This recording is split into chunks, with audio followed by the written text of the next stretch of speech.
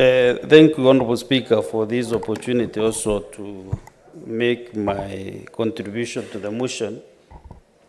And Honorable Speaker, on the onset is maybe to challenge the procedure, because I wish we are making these comments after we did the voting.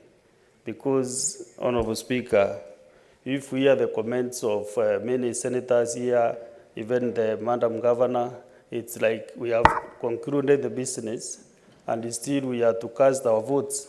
So, Mr. Speaker, nevertheless, I want to say that this House, on Article 96(1) of the Constitution, the Senate represents counties and serves to protect the interests of the counties and their governments. And Mr. Speaker, I wish before any governor is brought to this House to prosecute any impeachment procedure or process, this House can be able to go to that particular county, understand the issues that have been released by the members of the county assembly of that particular county. Mr. Speaker, you know I live in Meru, and even tomorrow I'll be traveling to Meru. All the 47 or the 67 senators who are here, they don't live in Meru. So, Mr. Speaker, I wish during this process, at some point, before the governor is brought to this assembly or this House, there is a process that can be an intermediary in a way that these issues can be canvassed. And I want to thank Senator Omtata in his, what he is trying to do in his petition. I wish a tribunal can be set up. A tribunal can be able to sit with the MCs, with the governor, with the leaders of that particular county, so that they can be heard by that tribunal. But when any governor is impeached and brought to the Senate immediately and directly, members of that particular county loses that opportunity to prosecute the issues, Honorable Speaker. So on this particular case, let me say that Meru, where I live, we have a problem, and a big one, Mr. Speaker. And you have heard the governor has confessed that she has some weaknesses that she will pray on to help her overcome. So that tells us that there is a problem in Meru, and Mr. Speaker, it is not the way we put our steps, we clap, we shout, but Meru has issues that need to be addressed.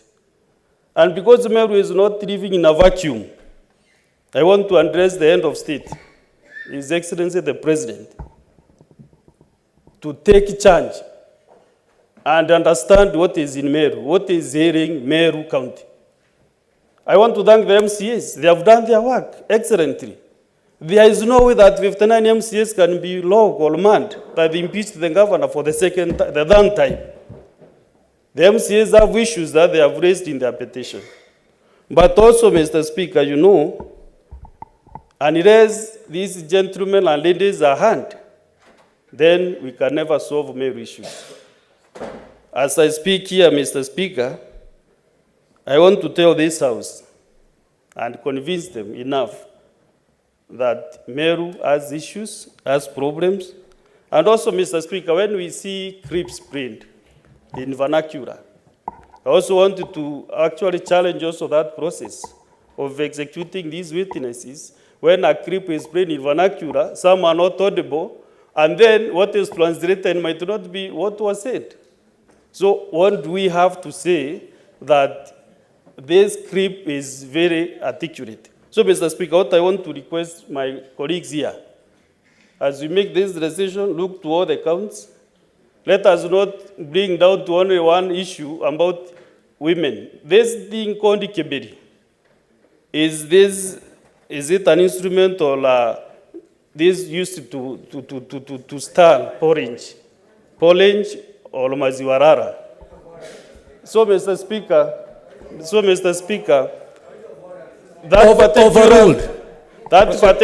particular creep, to me, as a Meru Linda, I think there was a misrepresentation of the meaning of that particular creep, Mr. Speaker.